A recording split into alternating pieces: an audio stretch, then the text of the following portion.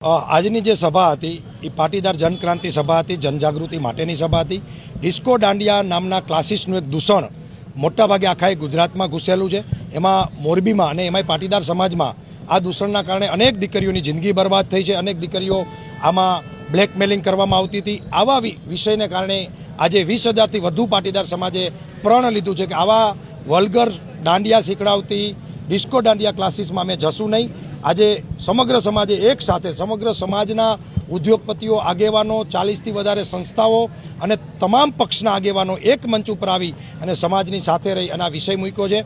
સાથે સાથે એ પણ પ્રણ લીધું છે કે હવે દર વખતે પાટીદાર સમાજ ફરિયાદી નહીં બને। જ્યારે દીકરીનો વિષય આવે, જ્યારે અમારા નાકનો સવાલ આવે, આબરૂનો સવાલ આવે, ત્યારે પાટીદાર સમાજ દર વખતે ફરિયાદી નહીં બને।